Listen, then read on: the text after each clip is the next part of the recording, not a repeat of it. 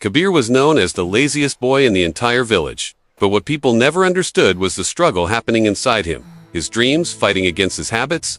He wasn't weak, he wasn't foolish, and he wasn't lacking intelligence. His real fight was with himself. He had one sentence. He repeated again and again, "I will do it tomorrow." His books collected dust, his room stayed messy, and his dreams stayed far away. He wanted to succeed, yet every day he pushed his future further away. His marks in school started dropping, and with every mark that fell, his confidence also sank. Some nights he looked up at the stars and quietly asked, "Why do I feel stuck? Why can't I change?" But there was never an answer. One evening, Kabir's mother sat beside him, with sadness in her voice. She said, "My son, life waits for no one. Every day you waste becomes another stone you place on your own shoulders.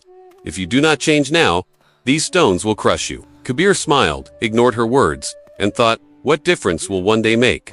But life had its own plans for him. In the same village lived an elderly man who had helped many children improve their lives. Kabir's father decided to take him to meet his wise teacher. When the old sage looked at Kabir, he said calmly, "So, you are the boy who always waits for tomorrow." Kabir felt his face burn with embarrassment.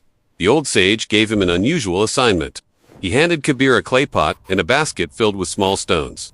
Then he said, "Every morning when you wake up, put one stone in this pot, but only if you finish the most important task of the day. If you skip it, the pot stays empty. Come back after 30 days. It sounded too easy. But when Kabir attempted it on the first day, he realized how heavy his laziness felt. His mind kept pulling him back towards sleep. Still, he forced himself to study for 1 hour. When he finished, he dropped the first stone into the pot. The stone hit the bottom with a soft clink. Kabir stared at it, a single small stone, in an almost empty pot. Yet, for the first time in months, something moved in his heart.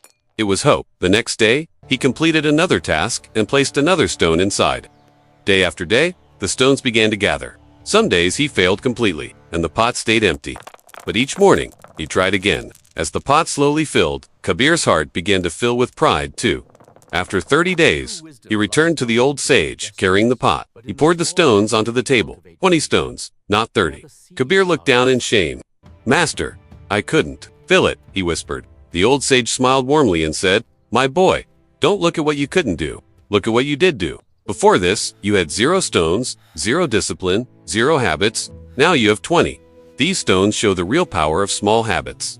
1 stone in a day may seem small, but many stones together build a mountain." Those words lit a spark inside Kabir. From that day forward, he took small habits seriously. He began waking up at the same time every day.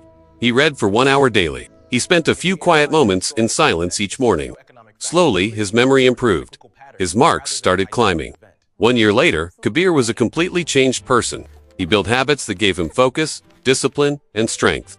With this new version of himself, he started a small online business from his village. At first, he simply sold handmade products on social media. Day by day, his effort grew just like the stones in his pot. People appreciated his honesty and steady hard work. The boy once called lazy was no longer lazy. He had learned that small, daily habits are stronger than talent, stronger than luck, and stronger than intelligence. My friend, this story isn't only about Kabir. It speaks to all of us. Maybe you also delay your dreams.